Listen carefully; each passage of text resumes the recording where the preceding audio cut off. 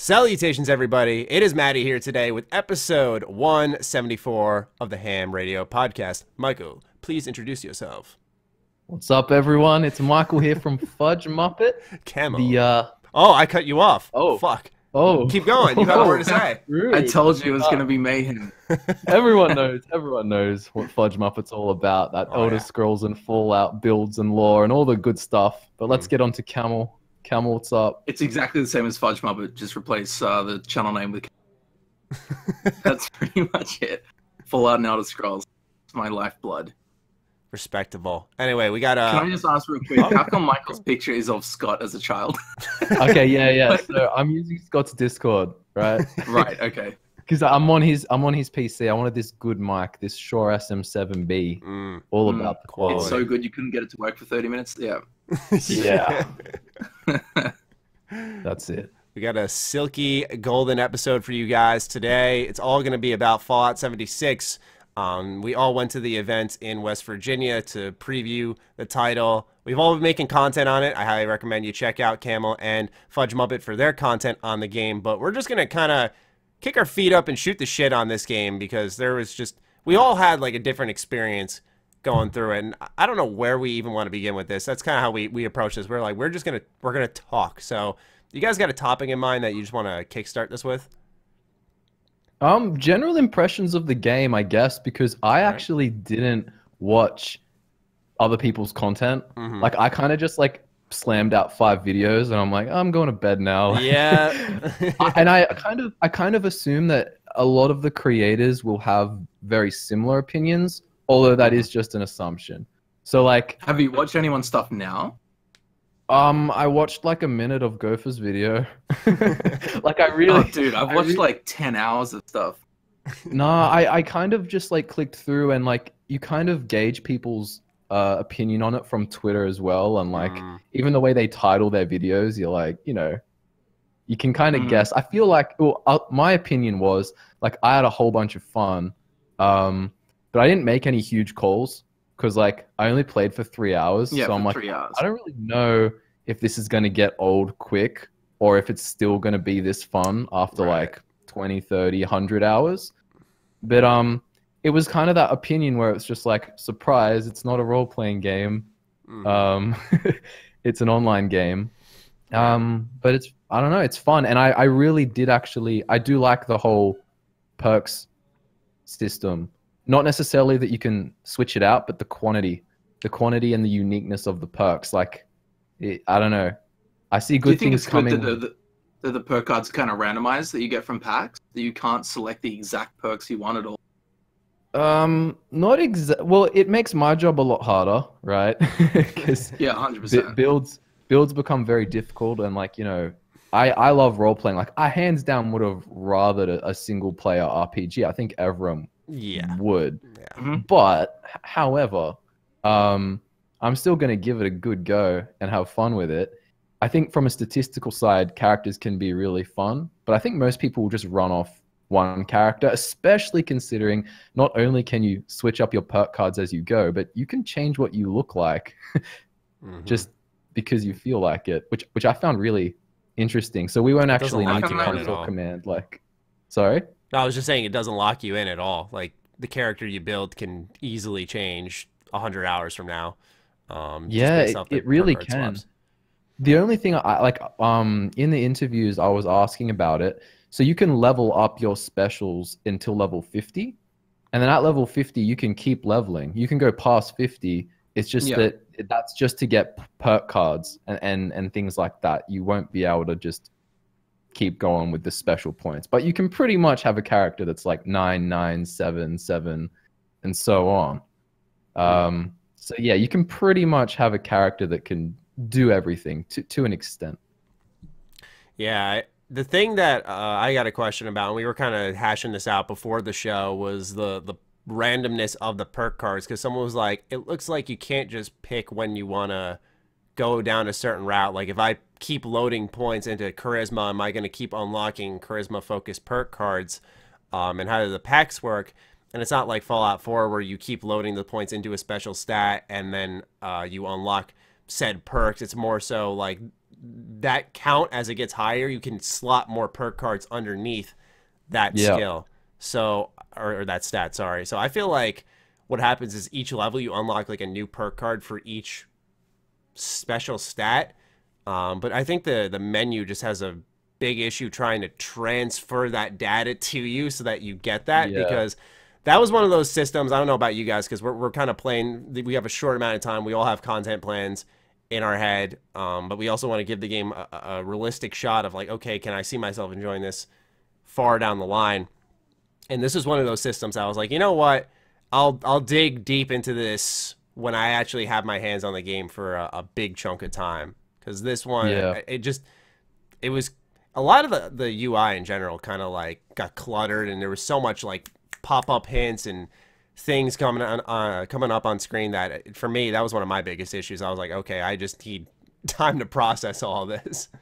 Yeah, I reckon I spent half my time like trying to figure out what was going on.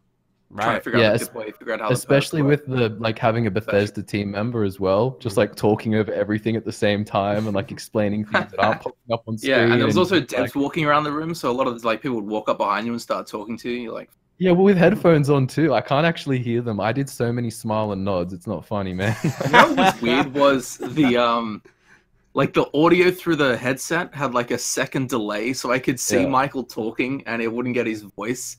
Yeah, that was trippy. That happened to me with one of the devs. He was like, all right, we're going to go to this little camp here. And I see his mouth moving, and I hear it like a second later. This is fucking creepy. So we got that going on. Got devs walking up like, how you going, man? I'm like, oh, they're like, what's with your gameplay, man? It's so janky. I'm like, yeah. Dude, one of the things that happened was I was playing in... I was in like an amusement park, and I had run out of Radaway entirely. And so in this amusement park, it was filling my health bar with rads to the point where I literally had like a shred of HP. And Pete Hines walks up to me and he's like, he says to the dev who was helping me, he's like, why the hell is Matty getting more rads than anything in this game? And then he has to like instruct me on how to use Radaway, even though I clearly knew how to.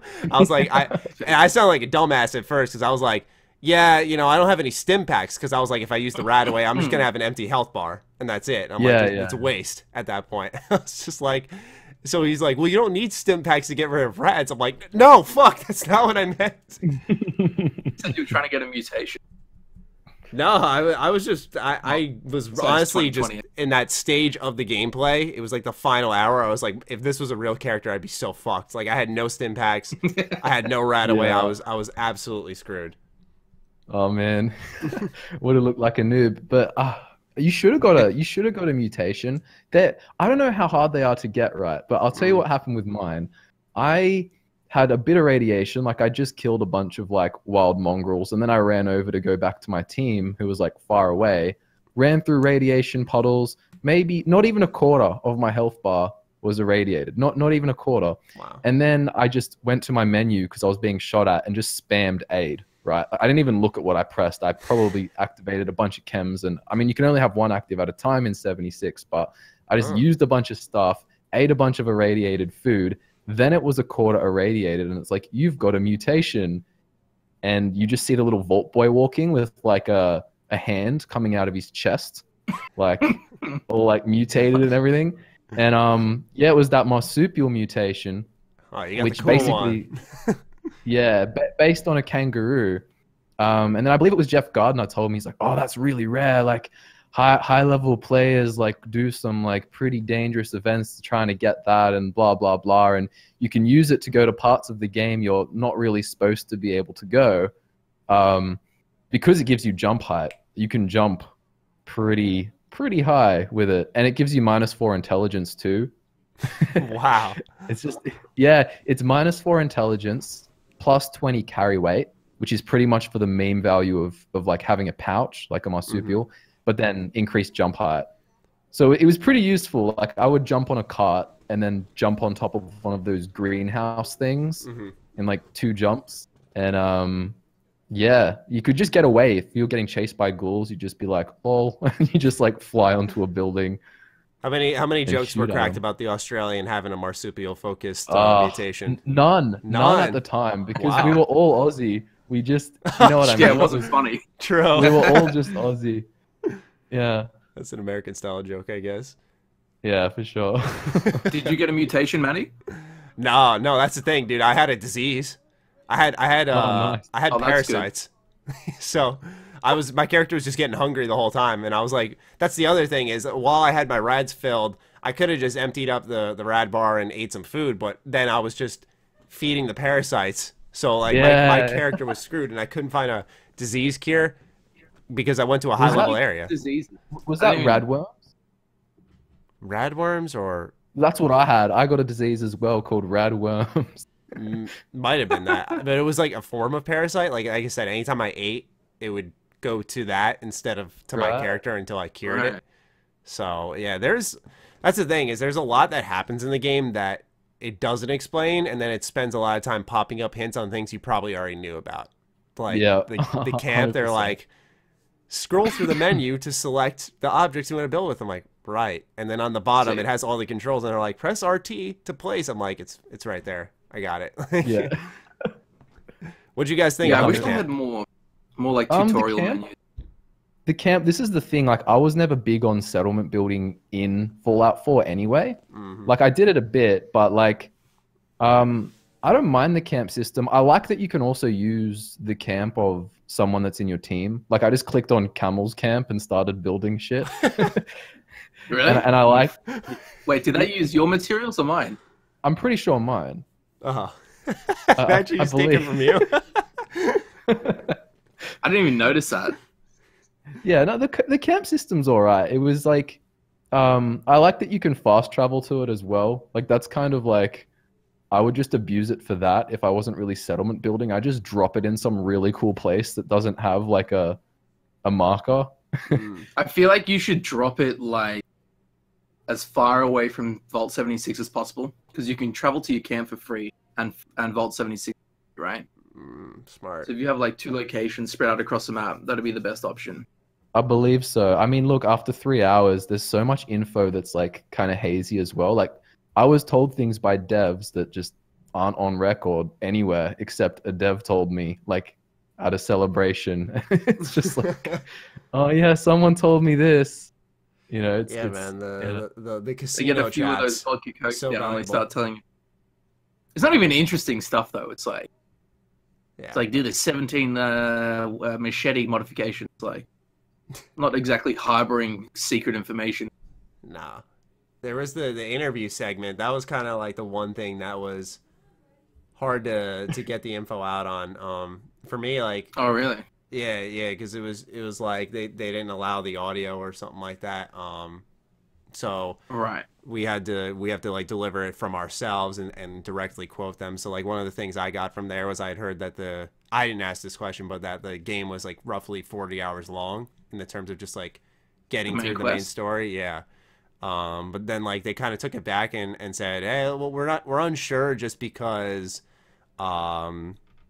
like it can go a number of ways based off how much like side content you get involved in, which I get. There's a lot happening in the world, so I imagine that this could be a 60-hour playthrough. It could be 100 hours. It really depends, but I don't think you can just straight shoot the story, because I imagine it'll take you to some of the later game zones, which I had gone to early, and as I alluded to with my rad struggles, I got absolutely fucked. So, you know, I think it's 100%. One of those things where you got to level up to it's going to level get you. So I'd imagine, yeah, around 40 hours sounds about right. That's kind of weird, because I actually asked that question because for those who don't know who are watching, the Americans were like separated from the Australians and stuff, like on different days. But there was at the Greenbrier event. There was 2 phases. It was Australians and Europeans. Yeah. Then we left, and then you guys were at the airport when we got to DC airport. I'm so cut that I didn't see you at the airport. Oh my god, bro! Dude, I ran onto the bus. Michael's like, "Where were you?" I'm like, "Matt's like 10 meters away." He's like, "Fuck, we got to get on the bus now." I love how you guys. No, I'm already sitting on the bus with my bag there, and I'm just like, "Dude, run outside!" Fucking. That's the thing. I didn't have my notifications on my Twitter, so I checked my Twitter just like a minute afterwards. I'm like, "Oh fuck me!" I was like, "Now I gotta fly to Australia." But yeah, what was I saying? I was building to something here. building. Oh yeah, I asked that question. You asked the same question Matt did about the quest. And I drilled for specifics and stuff, and I was told that the main game, not including side quests, he's like, the main story is about 40 hours. And I was like, yeah. He goes, yeah, it's about the same as Fallout 4. And I'm like, so you'd ballpark Fallout 4's main story for 40 hours? And they were like, yeah, roughly, give or take. And I was like, okay, that's interesting. And then they said on top of that, oh, but there's so many side quests as well, and this is a specific thing. And the Overseer's story diverges off into a separate story as well. And so on. So I was just, I know everyone's getting like slightly different info from the same people. Okay, so there we go. That makes a lot more sense. Yeah. I'd asked him actually. I was like, hey, why did you guys decide to, after Fallout 4, where like, you know, the game obviously sold stupidly well, but there was a lot of people saying like, hey, can we go back to the roots here a little bit, focus more on role-playing, single-player shit? I was like, why did you guys, especially after Far Harbor, which tried to highlight like, hey, we can do role-playing things, what was the decision behind going the complete opposite direction and saying like, we're doubling down here? And I remember they told me, I think they said pretty much that while they were making Fallout 4, we had heard this previously, that like, oh, there was a multiplayer mode we were doing for that game that we had scrapped and decided to do a full game on. And they pretty much wanted to make a Fallout 4 multiplayer game before they moved on to Fallout 5. So that's why they're doing this. And I was like, you know, in what alternate dimension does a Bethesda Game Studios in like Dimension 5 decide to go, let's make Fallout 5 a single player RPG and go back to the roots like it was requested, right? It's amazing that they did that. Even with that answer, I was still a little puzzled by the decision. For sure. And I do feel though like they wouldn't have had the time to make like a single player yet. I could be wrong. I could be wrong, but like it is awfully convenient not having NPCs and like all these like, well, I guess they have voice actors for holotapes and stuff, but some of them are really not having to set up not having to set up conversations and stuff, and using the same kind of system as Fallout 4. Like I don't think we'd get a Fallout 5 or a Fallout New Orleans or whatever for ages. Very true. For ages. It would have taken a lot longer. That's right. Yeah, but I'm happy to wait. Yeah, that too. You know, because we actually, I was just reading a Eurogamer interview, and Pete Hines had like directly answered like when Starfield and shit was coming out. Like he said it's pretty much the same window of time that it would take for any BGS game. So I'm sitting here thinking like, oh my god, like we're waiting until 2021 for Starfield. You know? Oh really? Yeah. Dude, so it's landing perfect. I made a prediction video about Elder Scrolls 6's release date being 2024, 2027. What? It's landing exactly on track. I'm gonna come out here with, this is pure intuition and it makes no sense whatsoever. I have a feeling that we are gonna see Elder Scrolls 6 before 2022, or in it. I don't think it'll. I know you can map it out and be like, no, it'll take them so much longer. But I mean, I hope you're right, man. I really hope I'm you're right too. But like, you can quote me on it, and I know it's not based on anything, so I'm not taking it that seriously. But yeah, I have a feeling we could get ES6 in 2022, and I actually think we'll get Starfield before 2021 as well. Big call based on nothing, just vibing it. 100% just vibing it. We'll see what happens. Problem with games getting better and better and bigger and like better graphics and all that stuff is that it takes more and more people more and more time to make a new game. So although like BGS's staff size is increasing crazily, so does the manpower. Right. Game. Yeah, that's the thing that I never pieced together. I'm like, oh, they're getting bigger, but then like I never thought of the other side. Like, hey, these games cost more. There's just so much more to them that, especially because Starfield's probably gonna have multiplayer, you know. So even though they're like it's a single player game, like so many of the trademarks that were used to unearth the game itself, literally have like multiplayer stuff. No, you're good. Really? Yeah. So it's just a mobile game interview that he's like it's distinctively single player or some shit like that. Yeah, I mean, I'd love to be wrong, because I mean, some people were like, "Oh, they're just trademarking the ideas. It doesn't mean they're exactly doing it." And I'm like, "Okay, that's fair enough, but like, there's still the potential there, and they're doing a fully Fallout or fully online Fallout game. So it's like I'm not going to dismiss the idea that Starfield's just going to be entirely single player, especially when I'm sure Fallout's going to make a lot of money. So they're probably not going to want to turn away from that, right? Much like Michael, kind of shooting from the hip on a hunch here. Yeah, for sure. And I think that's all you can do, because at the end of the day, I don't really take what Bethesda says like that seriously, because they've lied before, and I'm just like, okay. Like, you've seen that video on YouTube with Todd, and it's like, tell me lies. And yeah. It's like Zarek's anthem. Sweet little lies. Like, you know, I mean, you take it mostly seriously, but you never know. You don't want to put all your eggs in one basket and be like, this is the fact, like it's happening. Yeah. I'm always just it's also like their plans changing, I guess. Like if they say something 3 years ago that conflicts with what they're doing now, people are like, they lied. It's like, dude, they probably totally changed their mind. Yeah, for sure. Different idea. Yeah, I mean, that type of stuff's unavoidable. Back to Fallout. What did you guys think? Because we talked a little bit about holotapes and stuff. Did you discover any interesting ones? Because I found like one about the Beast of Grafton, and it was kind of like an old radio show, and these were like 5-minute long holotapes. Like it was like a long. I don't think I found any holotapes. I kept finding notes, and at the time I was like, oh, I'm just gonna have it on screen for a second and not read it, and read it later. You know, to make the most of the 3 hours I had, rather than sitting there for 3 minutes reading like 20 different bits of paper. Oh, dude, 100%. That's why I didn't upload my 3 hours of gameplay. You don't know how neurotic it looked. Like I just ran up to terminals. Crazy. Like I ran up to terminals and I just pressed A on every single entry and then B, and like just got off it really quick. Like just cleared through so much shit I could read it afterwards. Like 2 play sessions or something. Yeah, like, and by the end of the first one, I felt like I'd just gotten grips with like how everything works. Yeah. Right. So, dude, it's so spastic footage. But I found some decent holotapes. I also found, which is fine, a lot of like miscellaneous ones where it's just like, haha, here's like a little kid talking about being sorry for like, I don't know, feeding some mutated creature. That's not what it was, but it was just something that wasn't important, but it just still added character to the location and stuff like that. So that's nice. And I like how they gave you side quests. Like I would just pick up a note in a house, read it, and then get a quest for it to go and like unravel whatever that is. And it felt really rich in like lore. I just hope that same density is spread out over the whole map and not just kind of where I went at the start. What quests did you guys bump into? Because I found a couple of interesting ones. That was like the most kind of moment for me when I had I bumped into like a haunted set of cabins, which is like I saw that. That looks sick. Yeah, that was really cool, and that wasn't even a quest. I saw that in your footage. Oh, so you didn't even go to that place yourself? No.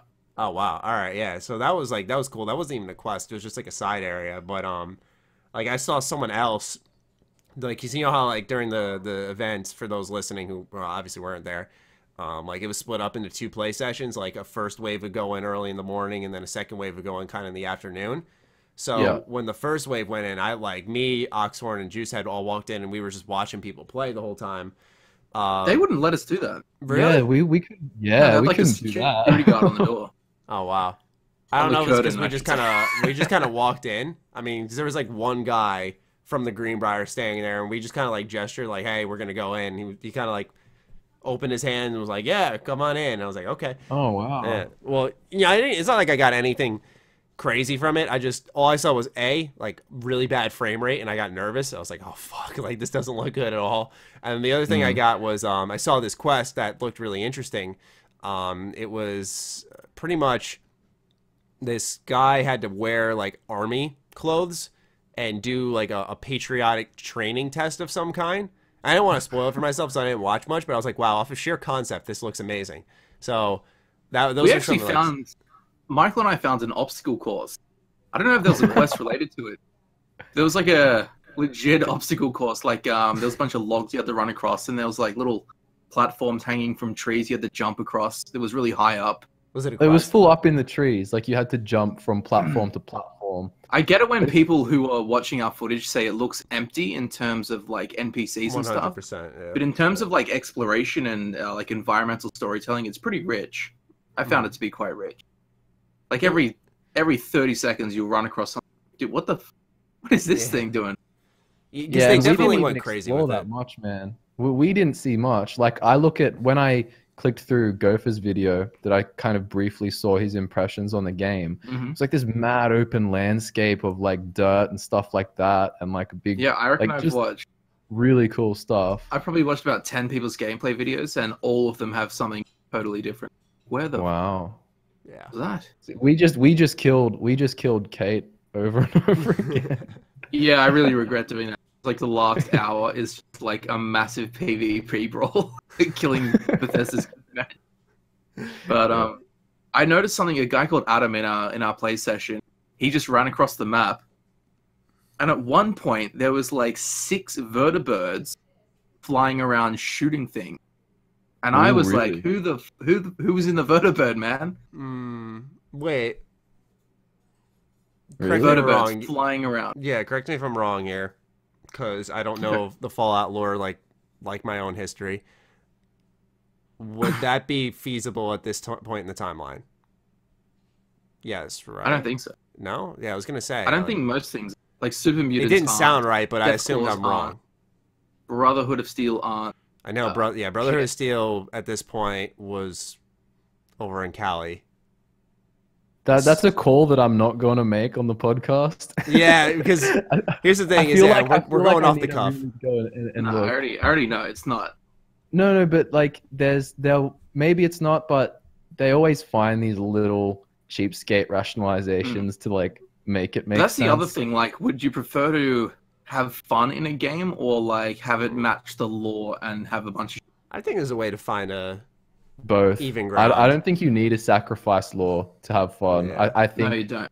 Yeah, I think they put themselves in a bad spot by what they picked on the timeline to set the game. But I also understand why they did that for having no NPCs and having it be like see, my thing would be like just ditch these factions and make new shit, right? Like for sure. Forget the Brotherhood, dude. Give us some, dude. The Brotherhood's in like every game. I love the Brotherhood. Every like 3 minutes, I would run across a corpse, like a fresh corpse, which really it gives the illusion that the world's full of people when it's not, because there's lots of like freshly dead bodies. But there was like I ran into a dude who was from the cult of the Mothman. Oh, nice. There was another body. I can't remember who they were. It was some like clear faction, and they're like praising some nuclear tree as their god. But I'm like, dude, they've created all of these cool factions, but they're all dead. Like they're all dead. I don't know. 100%. Do you reckon they could put NPCs in with no problem? I don't know enough about game development, but like my guess has always been that down the line, like, you know, this is, I 100% believe this is going to be a game that like a year from now, year and a half from now, people are going to be talking about like, this is the game it finally needed to be. They'll add NPCs that you can talk to. Because I imagine if you're adding robots that you can interact with. Well, we've got robots we can talk to. Someone ran into a traveling super mutant merchant that you could talk to. Really? Okay. See, I didn't know that. I haven't seen that. That's cool. I don't know. It was a merchant walking around with a Brahmin, like a merchant's Brahmin. And every time they tried to talk to him, it just said the merchant's busy, and he would nod his head. So I don't know if you can actually talk. I just thought about something with the vertibird, because I was kind of looking it up. And, like, if you remember in the opening scene, sorry, I don't mean to take this off track, but remember in the opening scene of Fallout 4, there was, like, a vertibird that flew overhead? Yeah. I mean, I'm reading the wiki, and they said there's, like, a prototype that was in development at that point. So I guess Bethesda's saying that 25 years later, it's, you know, kind of, like, in the mix now. People can fly vertibirds. I know. Yeah, but my thing is like, who's in the vertibird?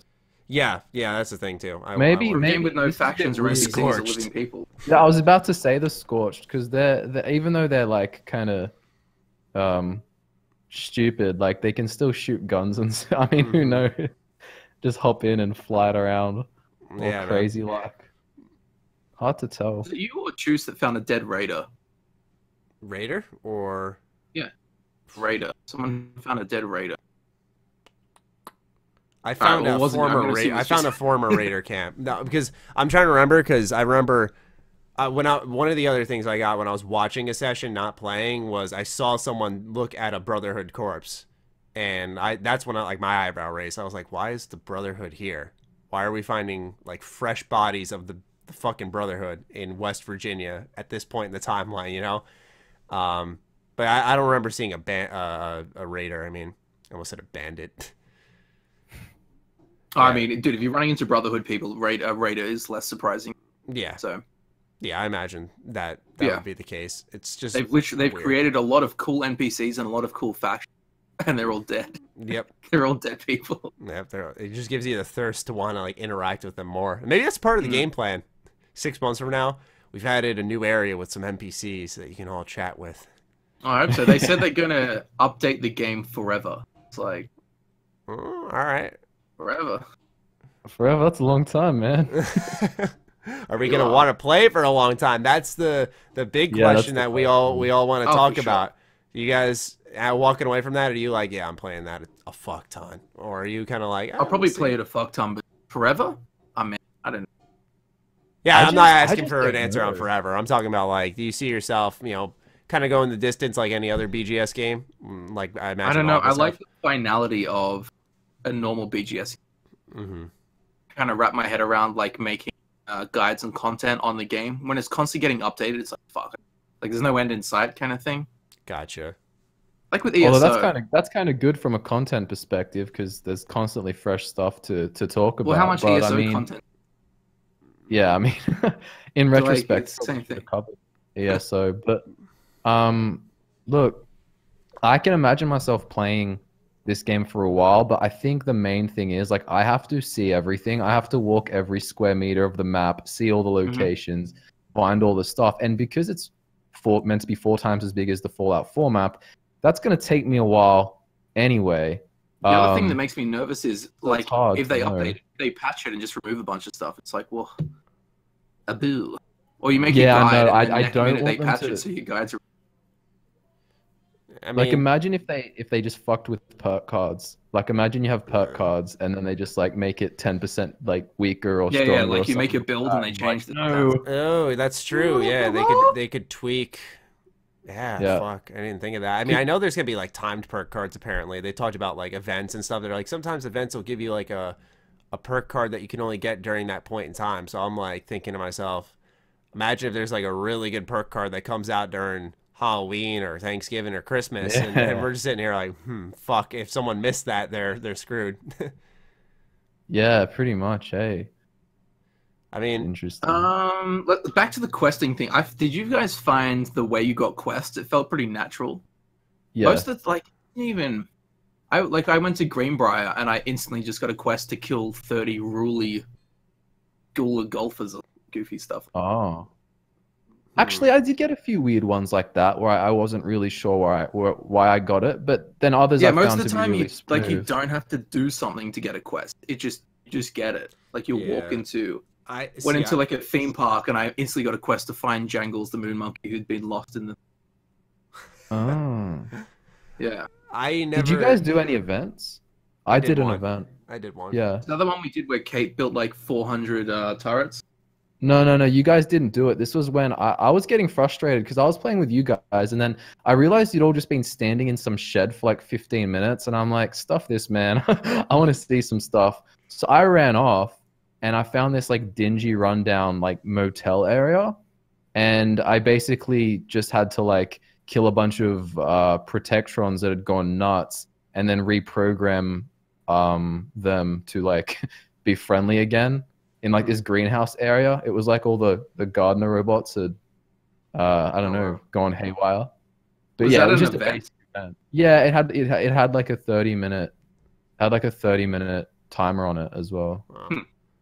Mine was I like arrived at a. Did you guys see any of the like outposts you could claim, and then like build as a group? Yeah, that's what we did. Workshops. Yeah, public workshops. I think they were called. We that's what we did. We claimed it, and then a bunch of protectrons came in waves to like stop us, and it was kind of mundane. Like it really wasn't anything special. I feel like we had that. Something terribly wrong with the AI, the enemy AI. It wasn't good. Yeah. I was watching. I didn't really like. I kind of noticed it was like, have they put this on like a really easy server mode or something for us? But man, one of the girls who were with Grace, I was watching her gameplay footage. She walked into a building. There was like 7 hostile Mr. Handies. She was in there for like 2 minutes, just like pointing a gun at them and walking up to them. Yeah. And they were just standing still. They didn't attack her. They didn't even notice she was there. They were just there. She was shooting them. They were doing nothing. Then a ghoul came in, and the ghoul and the Mr. Handy started fighting. And I'm like, she's been in there for 3 minutes, and they haven't touched her. And they're all red on the map. They're all got like red nameplates and stuff. Yeah. I noticed that with the Scorched. I went to like some type of treehouse area, and like the Scorched was looking at me, and we were in like a firefight. But usually, even in Fallout 4, they'll like run for cover and like hide behind something, but their head will like conveniently poke out for you to snipe it. But like the Scorched just stand there, and they're like, poof, poof. It just stand in place and just fucking shoot at you. And I'm like, wow, target practice, fun, you know? Like it was very. I don't get, because the system's already worked in Fallout 4, right? Mm-hmm. Like that never happened with Raiders, where I'm like, what's this guy doing? He's just standing there. Yeah. I guess the thing to remember, well, 2 things. First, you shooting at the camera, someone needs to make into a GIF. And secondly, I mean, I didn't have that many problems with the AI, but I will say we should just remember, like, this is pre-beta. Like, this is like a pre-beta build of the game. I mean, at least that's what they said to us. They were like, remember, guys, it's gonna run smoother. This is what they said. I don't know if it's true. Yeah, it literally comes like out. This the kind actual game releases in a month. Yeah, like this is what loops back to like how much do we want to believe, right? Like I'm not calling them a bunch of liars, but like when they were like, oh guys, it'll be better at launch, it's like, okay, but checks watch, you got a month, and like the game is dropping frames everywhere, and the AI is not working. It's like, I'm not saying what can you get done in a month, but can this be fixed in a month, you know? That's the shit that I was a little like about. I'm not 100% like tech savvy in, like, I'm not really adept with tech, but what I assumed the frame rate drops was because we were recording all the time. No, we were using those, what are they called? Ninja Flame capture devices. They're totally external. They have no impact. Yeah. What it was apparently for them, I don't know if they told you guys, this might have been during my interview period, but I could be wrong.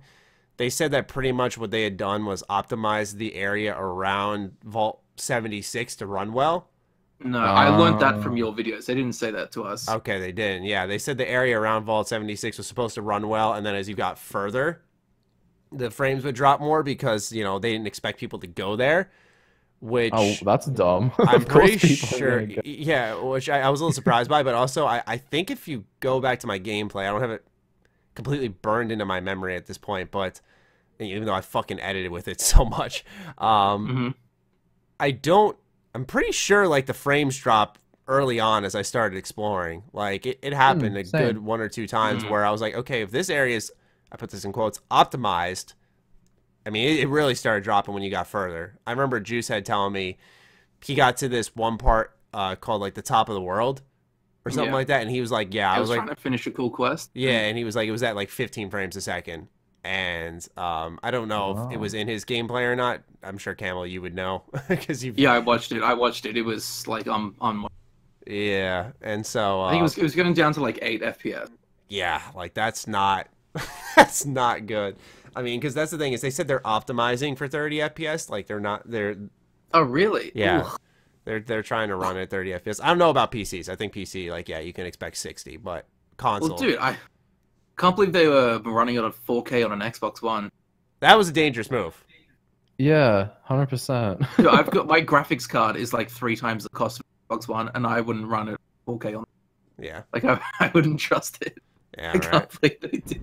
Yeah, like you want to make the best impression possible, as if you wouldn't get some high-end PCs. Isn't that the whole Microsoft thing? Isn't that why?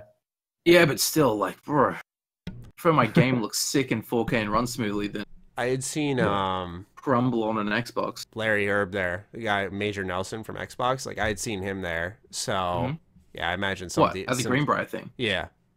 Really? Yeah, he showed up on like the day we were playing. Like he came in. I don't think he was playing. I think it was like for some type of business thing because I was eating lunch at that point, so I'm just like chilling at the table, what the fuck was I eating, pasta or something like that, and and like I just see him walk in, I hear the voice, like I knew it instantly, and he was talking with Pete, and they just kind of went off.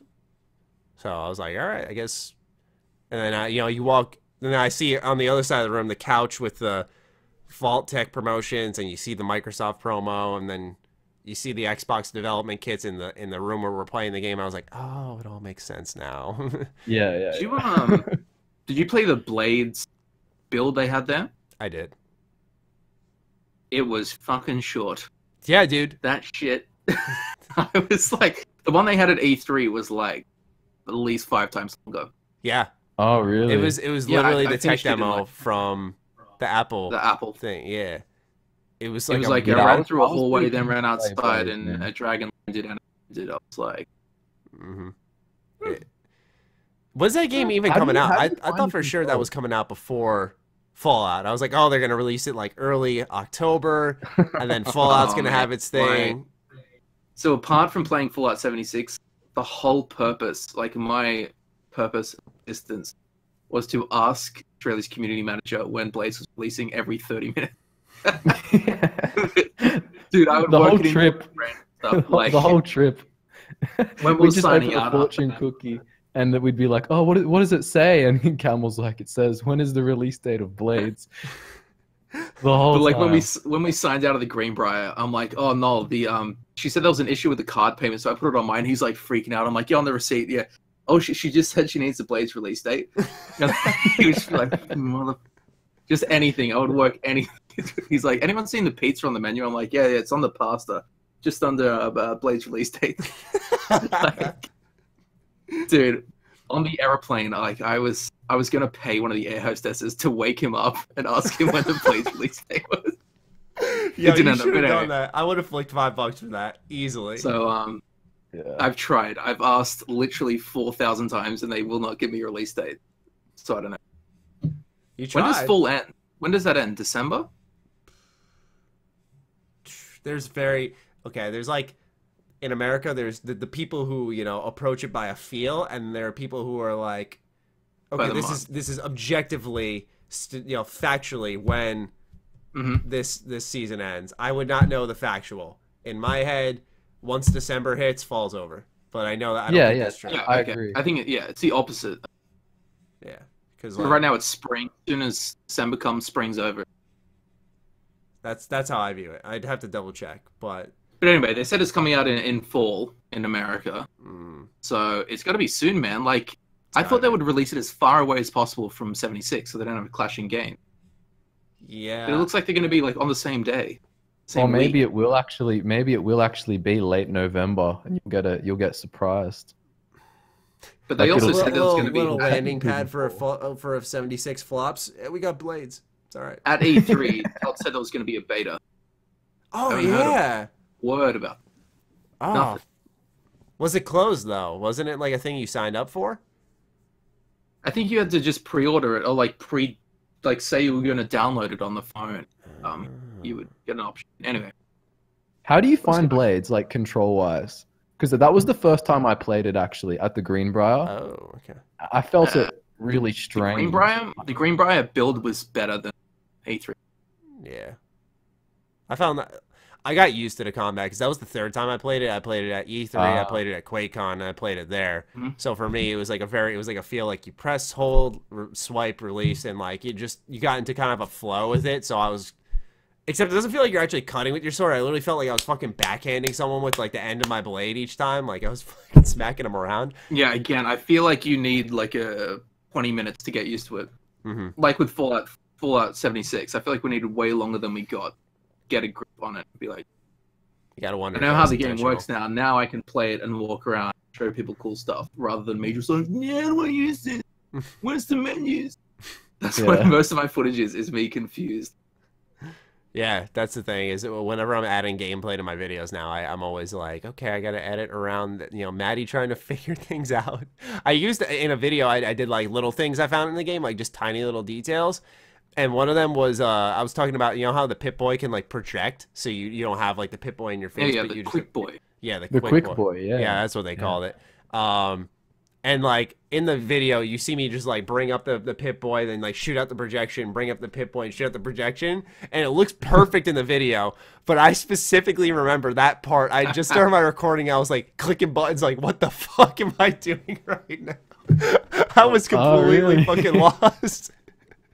Wow, because that was the first thing they all told us. They all told us how to turn that on. Yeah, they were like, "Yeah, you guys are gonna want to use the quick boy. This is how you put it on." It's way better. I actually really like it. I have a feeling I'm gonna be using it the whole time. Especially for an online game, you want to be able to see what's going on. Yeah, and it did save me. I saw a bunch of ghouls running right at me, only because I could see through my Pip-Boy, and then I was like, "Shit, close it."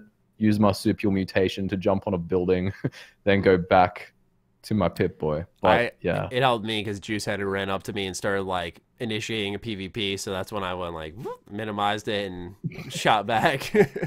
So in a way, yeah, it worked out in my advantage too. It's definitely a good addition. I like how they finally, with unintentionally, I guess, I'd always wanted in Fallout 4 for them to have the world still running when you bring up your Pip-Boy. It doesn't pause the game, like everything keeps happening. I really wanted that, so that's one change that came in 76 that I doubt, like, it just kind of comes with the fact that it's an online game. They can't pause everything around you. But I love how you can finally, like, bring up the Pip-Boy and the world is around you still happening.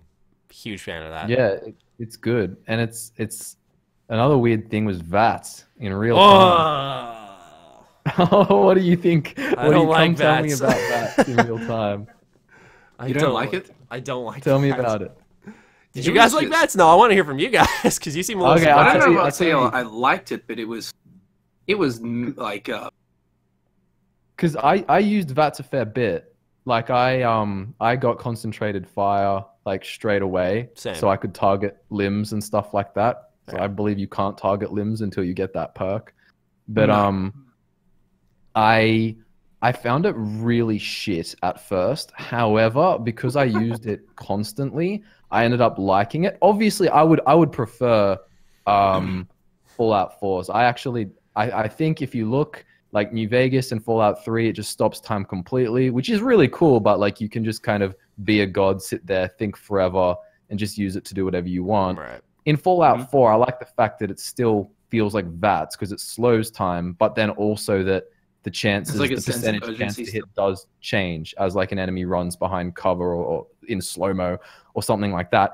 In real time, it was really strange, but I'm happy it's there than not there at all. Like I did like that they included it, and after I got used to it, I liked it. But yeah, I'd prefer the slow-mo, but you can't have the slow-mo in an online game. It's really OP too. For PvP, it's ridiculous. That's how I took out Juice. I didn't aim at all. Just VATS, shot him a couple of times, had a hunting rifle, and he was dead.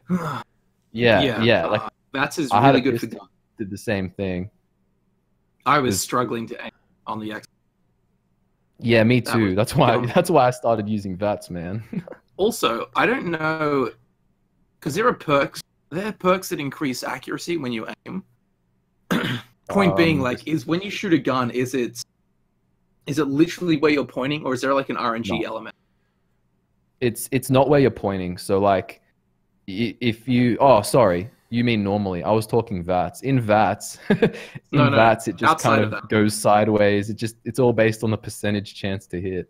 Because I was doing stuff where I'm like pointing at someone's chest and I would shoot and it wouldn't hit them, and I'm like, that was serious? From what I gauged when I was playing the game, that was like latency. Like lag, your bullets actually like what you'd say in the Call of Duty match, like, oh, my bullets aren't registering. Like you'd shoot and it just wouldn't hit them. You know, because that happened to me so often. I highlighted in a video where I was like, here are things that need to improve, and I showed like a handful of clips where like you see me just point and aiming at this character well within my range, shoot, and nothing happens. You know, like just complete miss.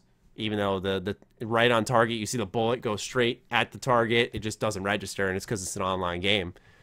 And I guess I got lucky in that respect.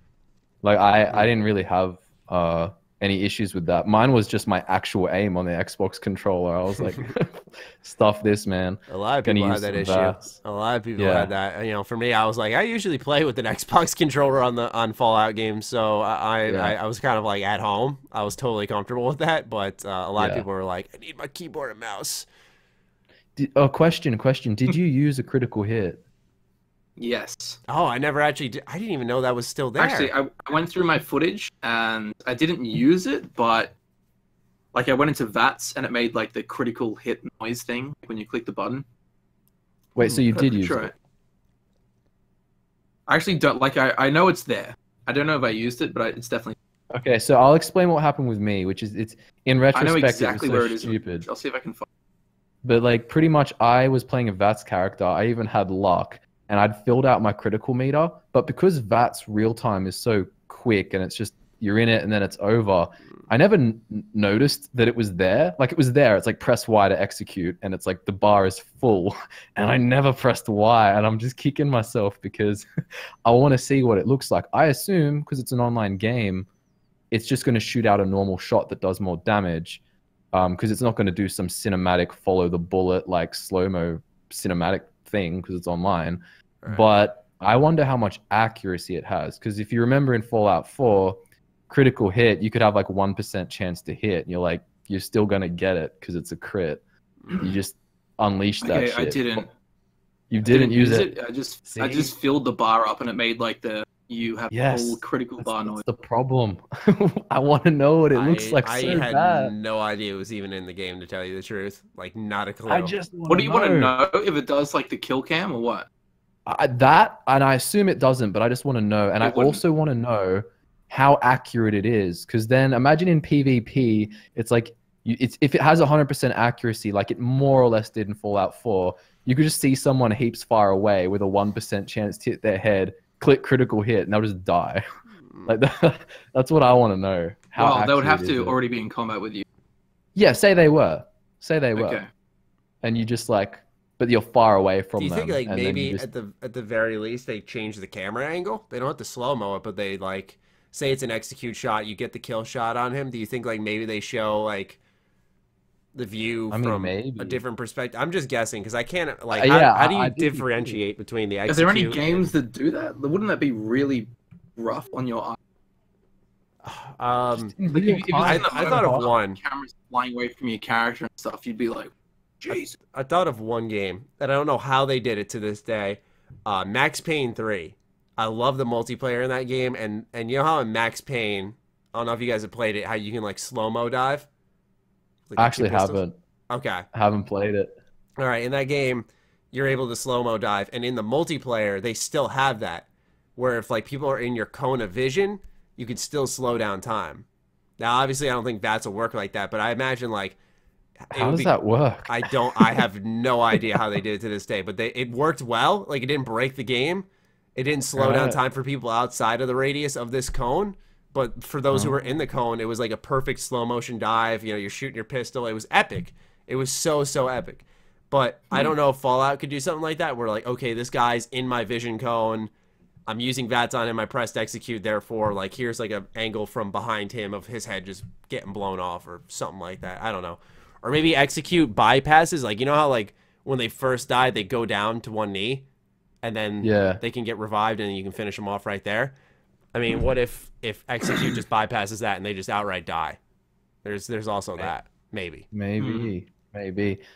Yeah, I had some pretty fun times killing people who were downed in the most patient way. Well, let's hear it. What exactly did you do?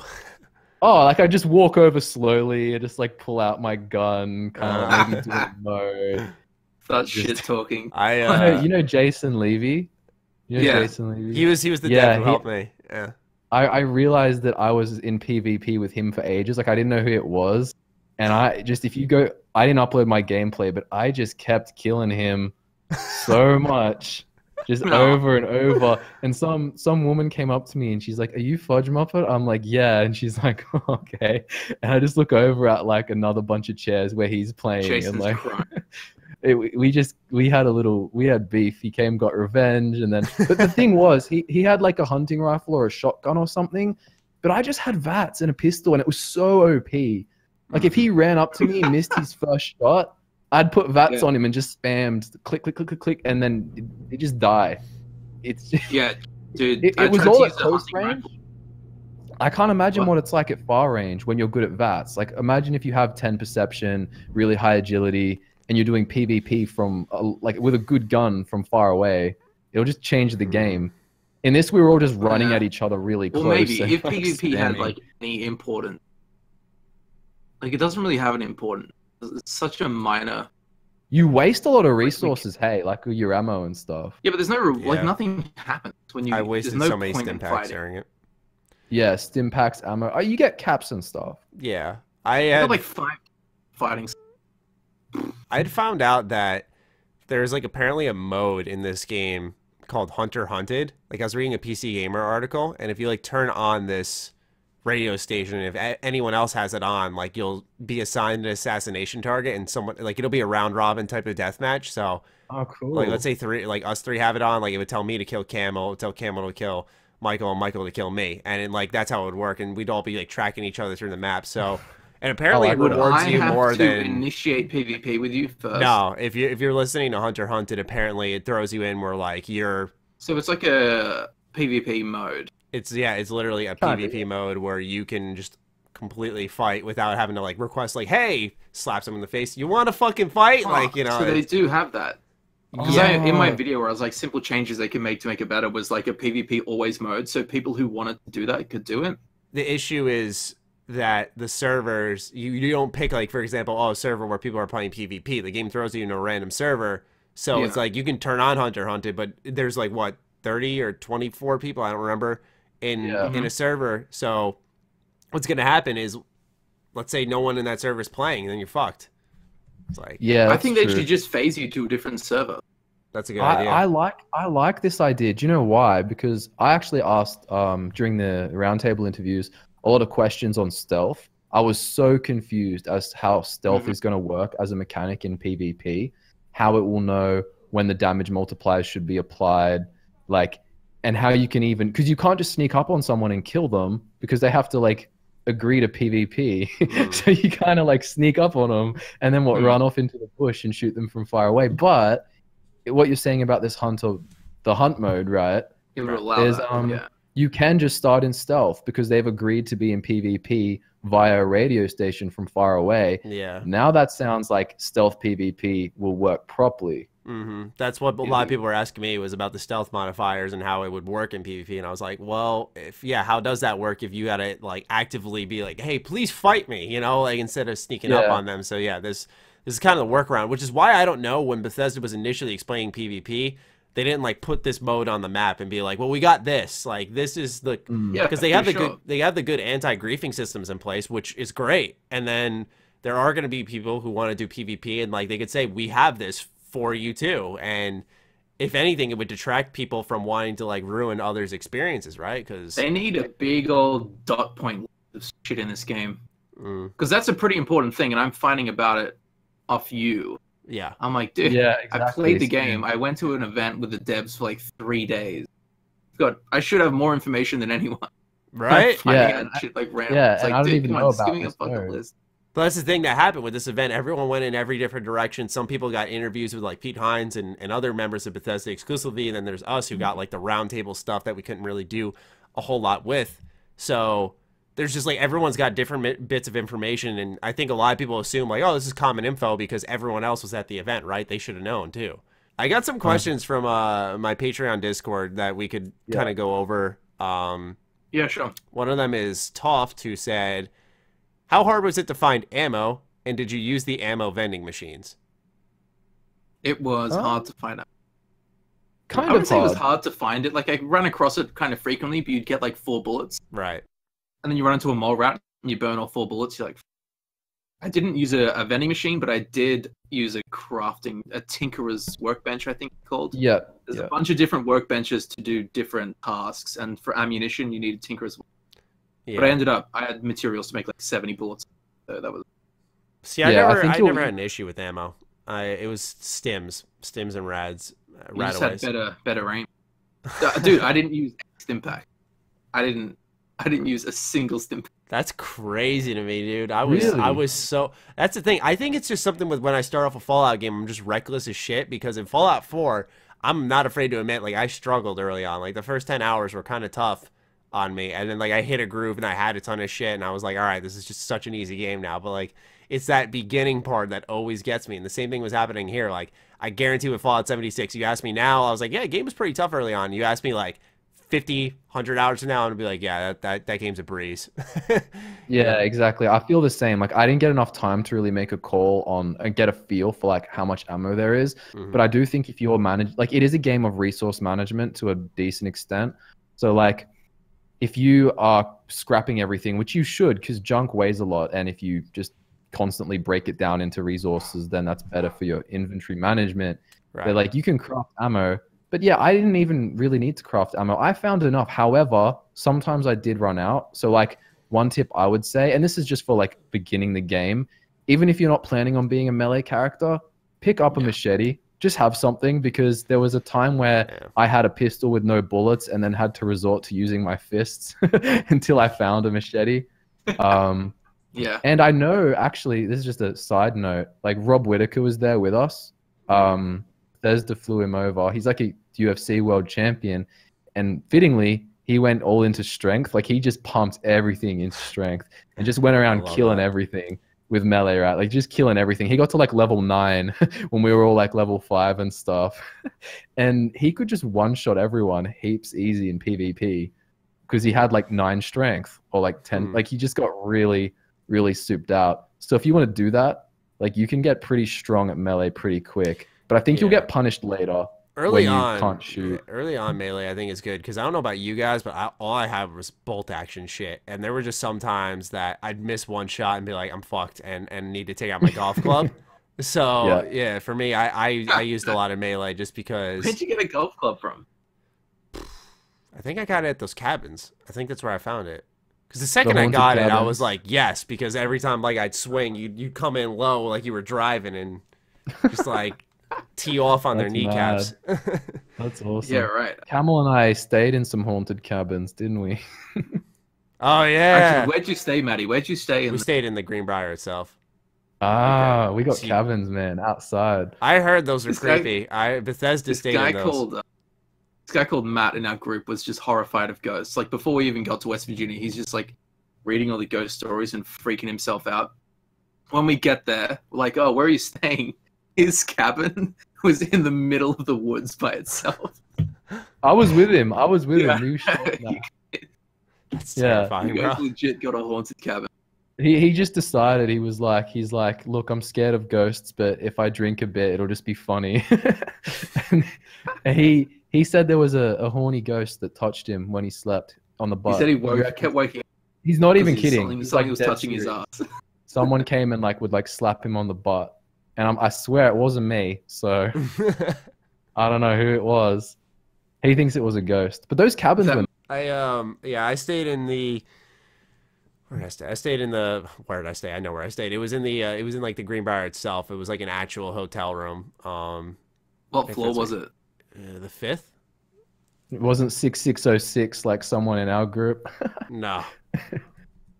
It was 5th floor.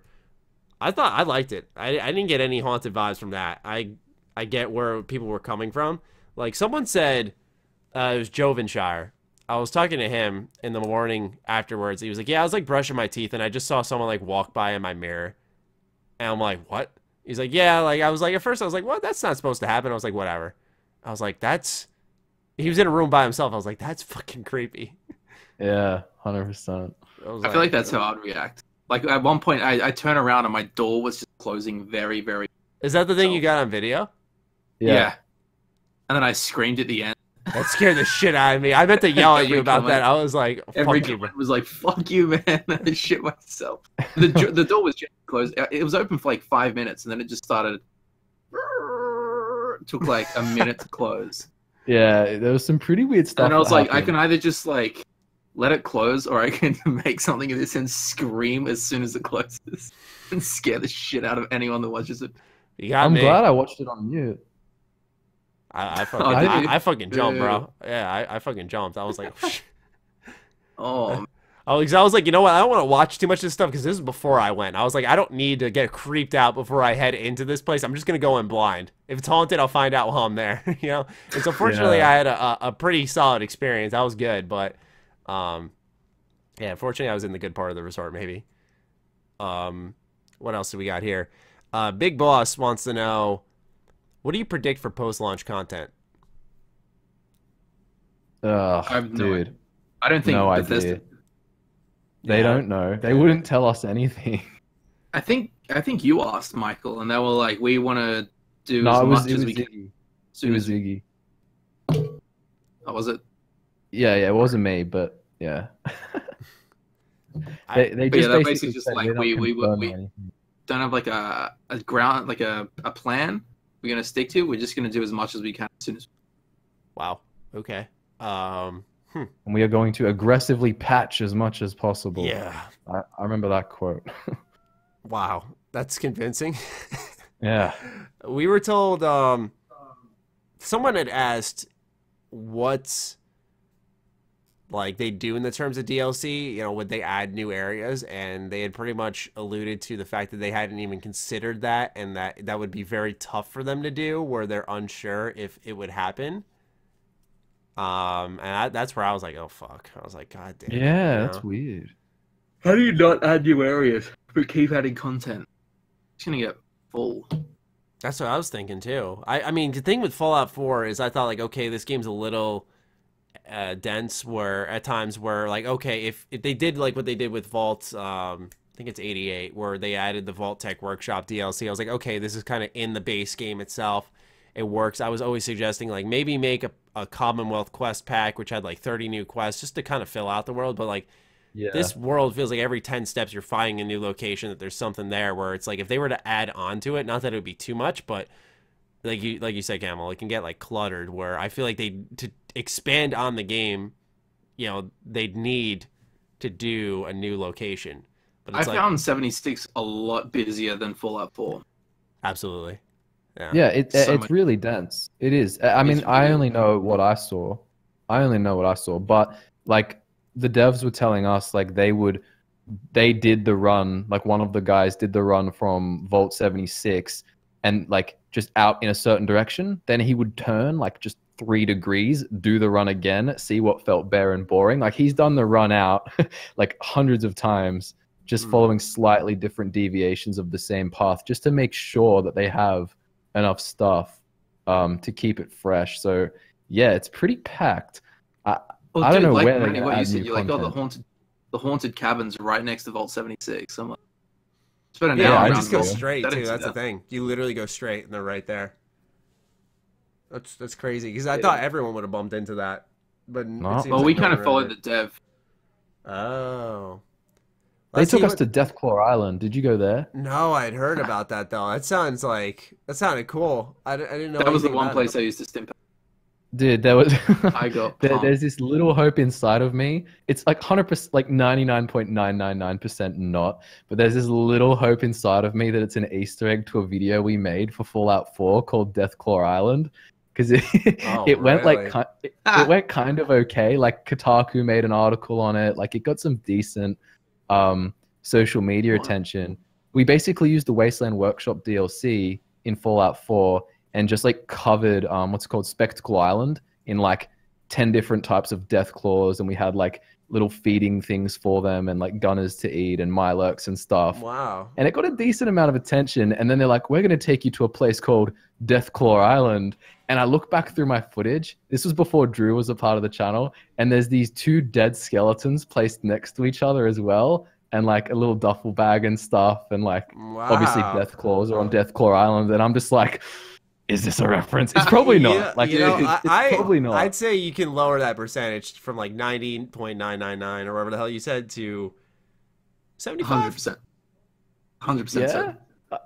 I don't know. I think there's a chance. Dude, claim it. Yeah, I'll claim it. I was gonna make a video. We had like all the level designers there. You could have asked. I was gonna make a video on it, but I just feel like it would be really self-aggrandizing. Shut up, man! It's not a reference to your video. Yeah, I get that. They just made a Deathclaw Island. I feel like from the outside looking in, it sounds like it, especially because Bethesda's like, Remember that whole thing with Far Harbor where they pretty much copied a quest from a mod from, I think, Autumn Leaves or whatever?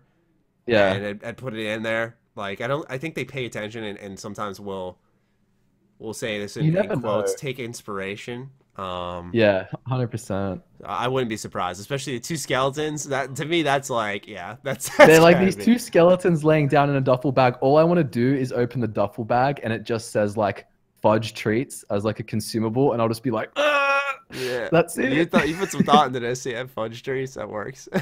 Like, I don't know, like, or a note, or a recipe to make it, anything, or even if it, I don't know what it is. There was also this holotape, this environment soil sensor on the island. It was like this little machine. I kept running into those. I clicked it. Yeah, it just said it's busy collecting data. I couldn't do anything with it.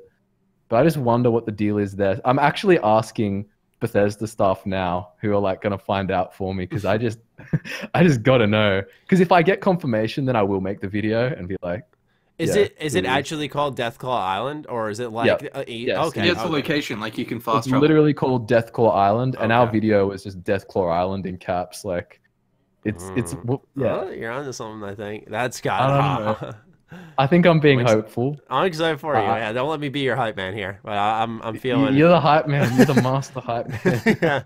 Don't let me take you away here. Other question we got. Last one I have written down was from Grimblade. He wanted to know some specific balance details like stealth, which we had talked about, damage output, and armor effectiveness, as well as perk cards. So we kind of covered the perk cards and the stealth. Did you guys feel your damage output and armor effectiveness was good? And I don't know. I wanted to ask you guys this too. I have no idea. I think in Fallout 4, like if you had leather armor, you'd have higher like energy resistance, but like lower bullet resistance, if I remember correctly. Honestly, I didn't even think about it. I put on anything like I was wearing a beer hat and like a mini skirt. Mm-hmm. Yeah, I didn't think about it. I didn't get to thoroughly test the. What is weird is that you can put like outfits over the armor. So like I had the vault suit on, then I had leather armor over the vault suit, then I had a policeman outfit, like full on hat and the clothes over the top of that.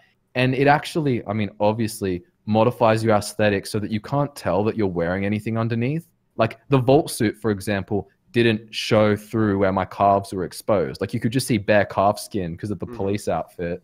But then underneath that, statistically, is a vault suit and leather armor. So it's like in the Elder Scrolls Online, you can get costumes that just totally change your. That's exactly what it is. It's cosmetics that just are like a skin over what your actual armor and ratings are, which is good, I think. I'm totally cool with that, because it's like I'm cool with PvP because you can't. It makes it tough for PvP because you think you're going up to someone who's like not heavily armed. Mm-hmm.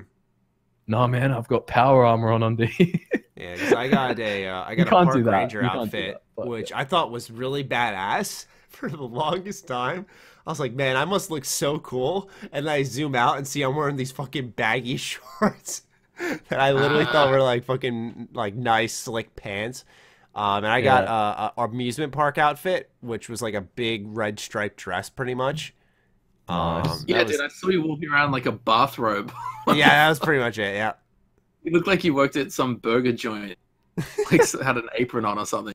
I found it at some Boy Scout camp. That's weird. It was like on a table. It was on a table next to like a comic book, some binoculars, a note, and then there was the outfit. And I was like, oh, all right. Them Boy Scouts, man. Yeah. Oh yeah.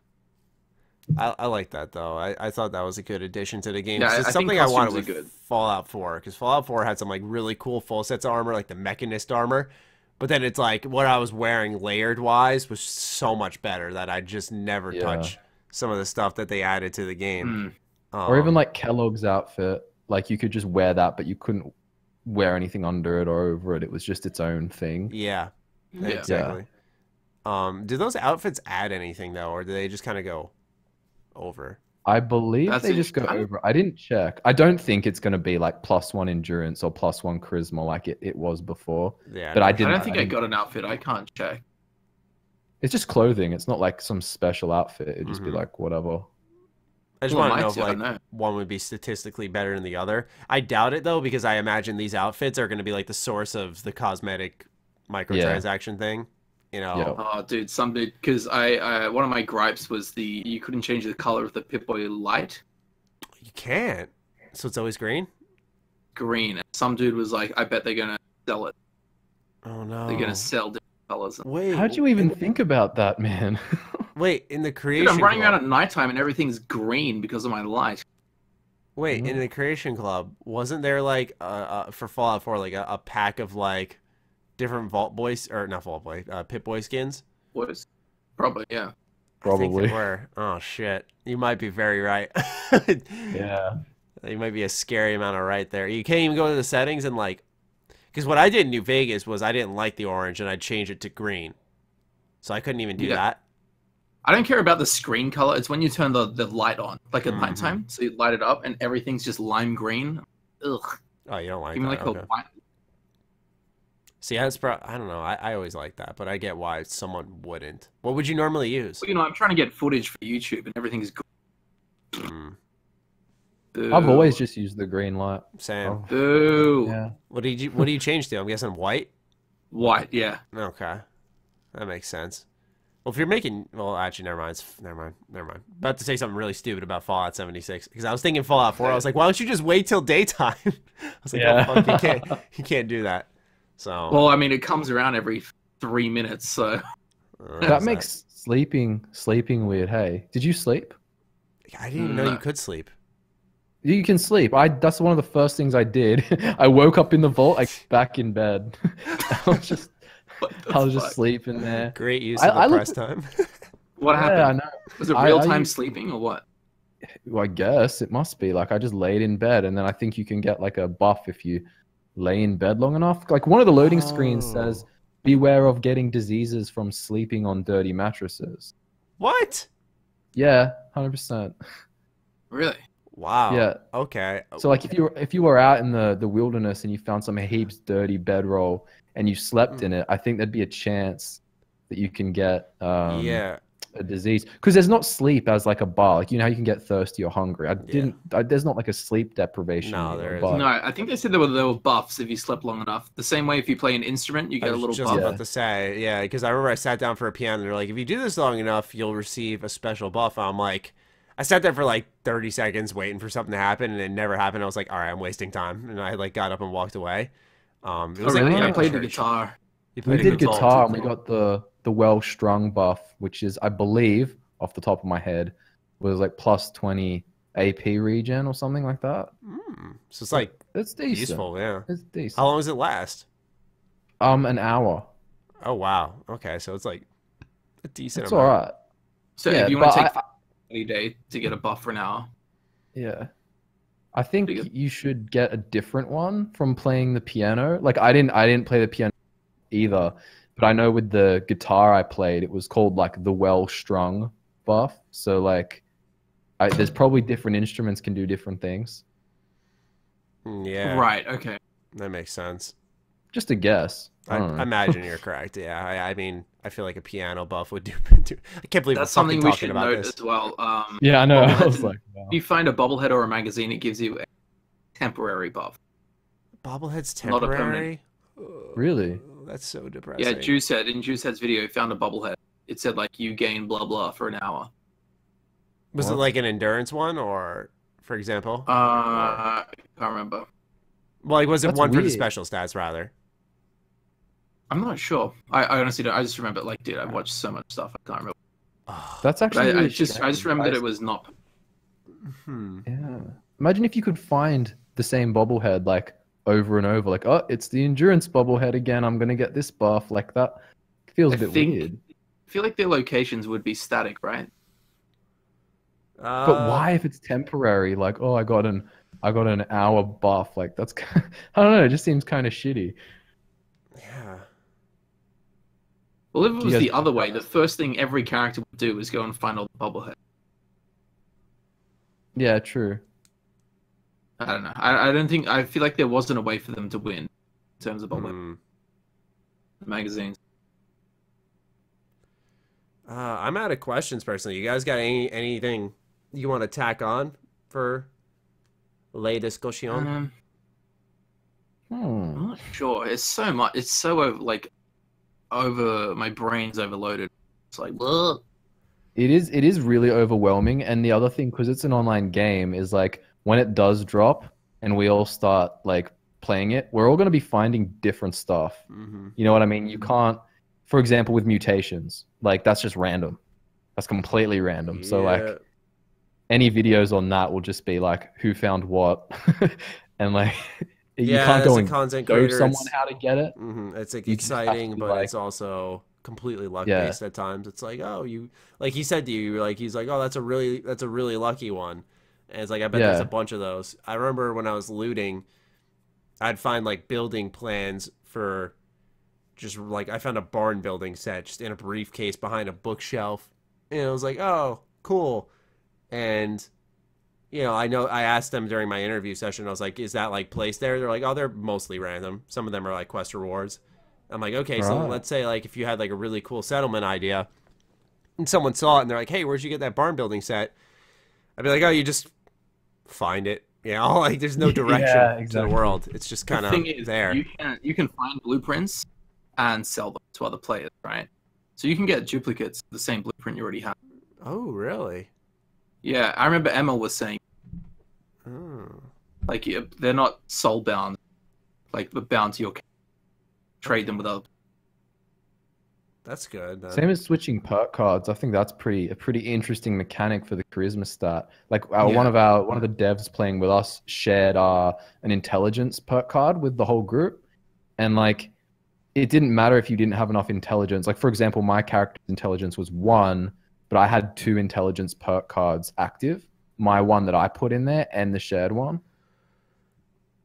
So it was weird. Huh. Yeah, I watched one of the developers for Bethesda share like a lockpicking skill, so like people were going around lockpicking stuff even though their characters weren't like built for it. Right. So like I think that's going to be the most fun way to play the game, is like when you're in a group, is being the charisma guy, because it feels like there's like a genuine purpose there. Like you're filling the gap in on someone else's character build, but then like everyone else, I'm curious to see how different those become. Like a strength build versus someone who wants to use guns. How different will those be? Well, the good thing about with Fudgemuppet is like we're gonna have 3 of us playing together, and we already know like Scott's going like all charisma intelligence dumping. I'm just gonna go like strength basically for fun, because seeing what like Rob did with it just looked so fun to just like hype up the strength. Then we'll probably get Drew on like a stealthy guns kind of vibe going on. But if say like Scott finds perk cards, he'll be able to share a ton. Like the charisma guy seems like really useful, really useful. And I think intelligence will be quite useful, but it's just not the same, seeing as it doesn't change the leveling speed. Like I always used to just go like always had to high intelligence in New Vegas, and just like even if I wanted to be offensive, I'd always pick those passive skills and like get up the medicine and repair and all that, and then just so many points to allocate.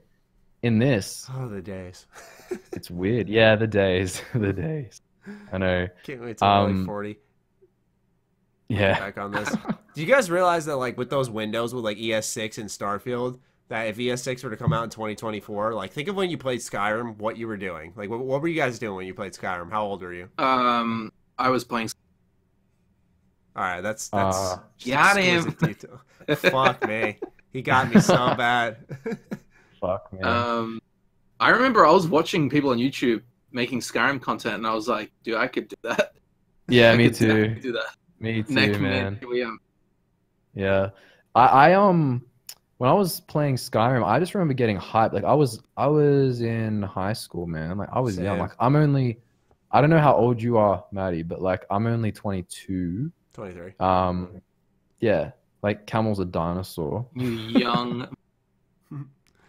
So I wish Karak was here so I could feel young. So.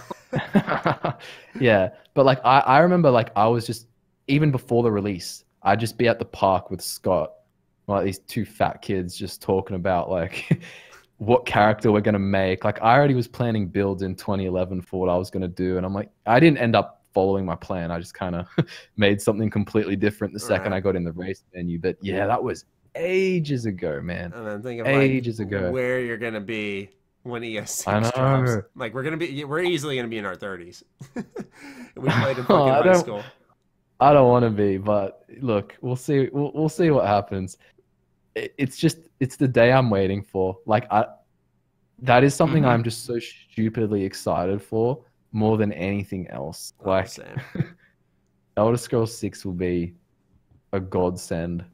And it led to an amazing video where you guys duked it out a little bit. I had a little cameo. Yeah. I'm still getting sand out of my fucking head from that. Dude, our feet were just like covered in like we didn't show it on camera obviously, but like just covered in like cuts and we were all bleeding and like. Yeah, you guys really put it on the line. Some of the moves I saw, I was like, holy shit. The funny thing was you really can't get a sense of verticality unless you're there in person. But like that hill that we rolled down doesn't look that deep. It was deep, man. Like it was like rolling down a vertical at a skate park. Like it was proper deep. Like running up it was hard, for example. Like the sand would slip and you'd have to kind of like not step too hard to not cave the sand in on the way to the top of it. Dude, in the video, the camera just can't pick that up. But in the video, it's like they're rolling on some sand. In real life, we're like, it's like this fucking pyramid of sand. It took like 4 minutes to get up there. And at the end, when Drew jumps off that cliff, that was high. That was high. Like a 7-story building, and in the video it looks flat. 7-story. See, now with this info, I gotta go back and watch again and see like. Because I thought, like, it looked pretty steep. Like, some of the death-defying fucking leaps you guys made into each other. I don't know. If you ever come out to Australia, we'll show you. And you can be like, oh. It's a plan. If I'm ever looking to, face some fears, take on some mythical creatures out there. Dude, there's nothing. There's some loud birds. Yeah, Gopher was so scared of Australia, hey. Gopher was so much fun. We were trying to convince Gopher to come over, and he was just... horrified.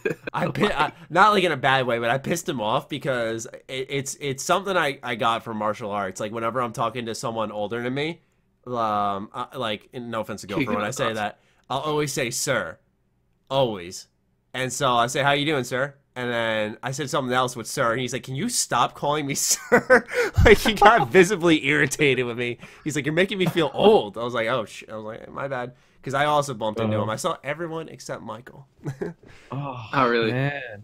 Yeah. All because I went to the bathroom and took a slightly different route to everyone else. Yeah.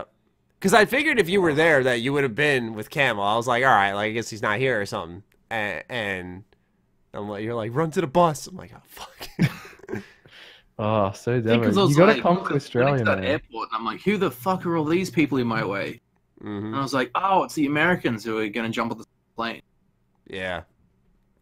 Yeah, I was so happy I could get you in the What I learned was small planes aren't fun. And then Oxhorn rocks up looking like some 20s detective. Yeah. I love him. With this like long grey trench coat on and like a bowler hat. He looks like a G. I love him. The way he speaks. I really wanted to meet everyone, man.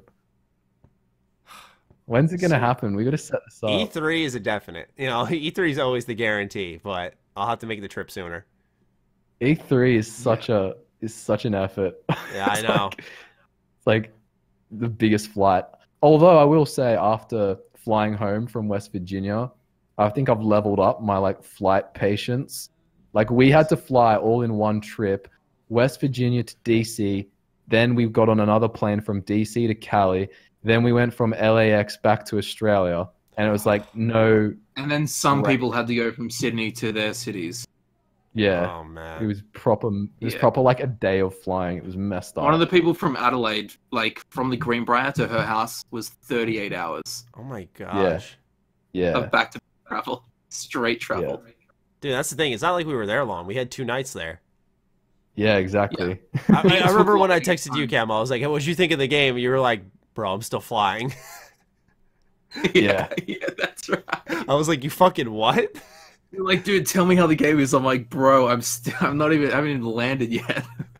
Yeah, because I thought that might have been my internal timer. I thought like I messaged you a couple of days beforehand. I was like, all right, he's there. He's got his feet wet with the game. You were like, dude, I'm still flying. I was like, oh fuck me. Because you guys went in 2 days after us, and we got home at the same time.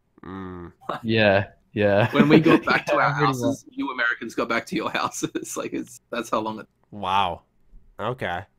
So it was something like that. Like it was pretty nuts. That's wild. And then in Australia, get this. So we get home, it's the morning, and like we're on shit sleep. We had another Bethesda event thing that night to go see Venom in Gold Class. So we all Camel ditched it. He fell asleep. I didn't know. Like it was 2:00 in the afternoon, and I was like, I need to have a nap for 2 hours. Set an alarm for 4, and then woke up 14 hours or something.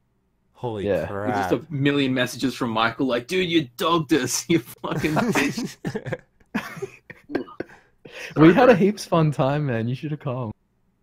Venom's a fun movie. Like, it wasn't a decision not to go. I was just dead. It was like a shit movie, but like I legitimately had fun just watching it and like just enjoying the stupidity of it. Dude, like, I totally agree. There were like the scene where he gets like the elevator scene. Not to spoil it for anybody, but that was classic right there. I thought that was fucking hilarious, and I also liked some of the acting was so bad it was amazing. It reminded me of Spider-Man 3. I was like, this is so bad, it's great. It's such like a the great main movie. villain as well. Yeah. Oh my gosh, I could talk about that movie all day. Yeah, 100%. I don't even remember the elevator scene you're talking about, but don't remind me. Okay, yeah, all right. Dude, that's how tired I was, man. Like I forgot. I'm surprised you didn't fall asleep in the theater. Yeah, like dead serious. I know. It's a good time. Anyway, that's about all we've got. Any last thoughts, or are we wrapping this up? I don't know. I suppose for anyone curious about the game, I would definitely say wait. Yeah. Till more stuff comes out for you. Yeah. 100%. Pre-purchase or make any big decision. Because even we're not being bribed. I don't know how I feel about it. Yeah, We've got 3 hours to play it. So much mayhem. Mm-hmm. Yeah, So, I that's what I said. Like I said, my walkaway impressions were like, I enjoyed what I played, but I got some concerns on how much I'm going to enjoy it when I get my hands on it, and like ultimately, you just take a wait and see approach for it. If you're on the fence, but you're a big Fallout fan, which I think a lot of us are in that position, you know, obviously us as content creators, we're going to try to inform you guys, but like, if you are just gaming, then this is something you just definitely want to like hold back on and just wait and see. Yeah, see, that's the thing. That's why I didn't watch anyone's first impressions video. We all thought the same thing. I'm like, I just know everyone's going to have the same conclusion, or pretty much with like slight It wasn't so much the variation. opinions that were interesting. It was more like things they noticed in the game. Yeah, exactly. Like with Adam's thing where he saw like 4 vertebrates coming down. Some other dude ran into a super mutant just stuff like that. Yeah, I got to go check all that out, man. Same. What's up? All right. Yeah, weird. Well, then, that'll be it. Thank you, gentlemen, so much for joining me on this episode. It's been an absolute blast. And, That your Australian accent? No, that was... I don't even know what accent I was going for. Come on, give us an Aussie accent No, because I'll end up doing... before. I'll end up... Yeah, you've probably heard it before, but I'll end up doing some, like, UK accent. Yeah.